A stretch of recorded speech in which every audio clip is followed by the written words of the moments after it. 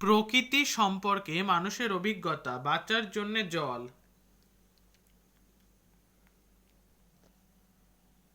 আগুনের ব্যবহার।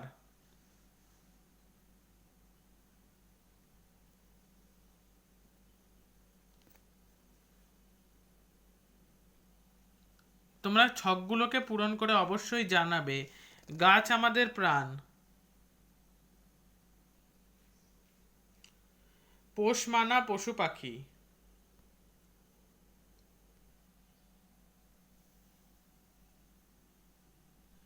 যন্ত্রের নানা কাজ।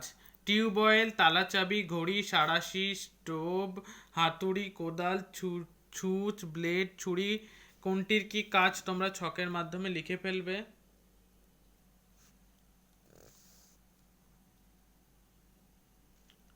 যেগুলি ইম্পর্টেন্ট আমি শুধু সেগুলিই পড়ছি। পাথরের ব্যবহার।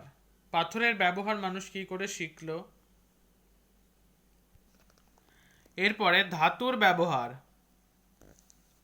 এইবার এখানে দেখো একটি ছক আছে, নিচে বিভিন্ন ধাতুর নাম আর কি কাজে লাগে তার ব্যবহার। সোনা দিয়ে, ধাতুর, তামা দিয়ে, লোহা দিয়ে, কাঁসা দিয়ে, পিতল দিয়ে, অ্যালুমিনিয়াম দিয়ে।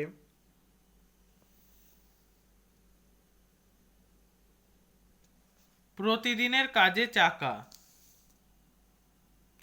গাছের গুড়ির কাটা অংশ দিয়ে তৈরি পুরনো দিনের চাকা, তুলনায় অধিক আধুনিক স্পোকযুক্ত কাঠের চাকা।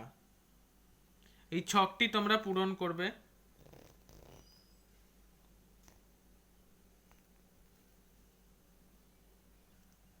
কত কাজেই না লাগে লাঠি। নিচের ছবিগুলি ভালোভাবে লক্ষ্য করো।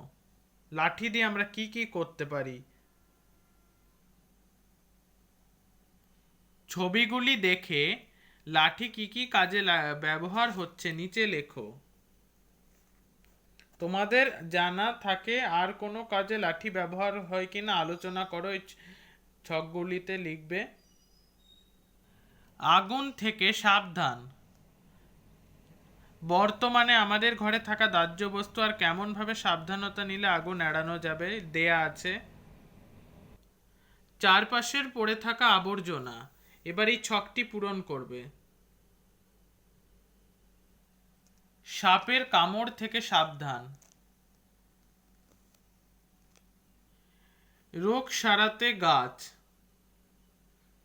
এখানে দেওয়া আছে নিচের রোগগুলির মধ্যে প্রাথমিকভাবে কোন কোন ধরনের গাছপালার ব্যবহার করা যেতে পারে। খুঁজবো গাছ, সারাবো রোগ।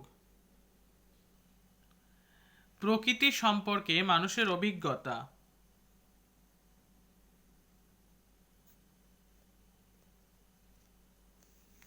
এলাকার গাছ ওষুধ 12 মাস। দেখো গাছপালার নাম কোন অংশ ব্যবহার করা যেতে পারে, কিভাবে, কেন ব্যবহার করা যেতে পারে। হারিয়ে যাওয়া ভেষজ গাছের খোঁজে।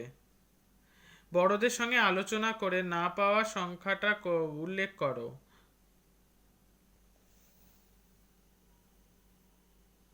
আমরুল পাতার রস রক্ত আমাশাকে করে বশ।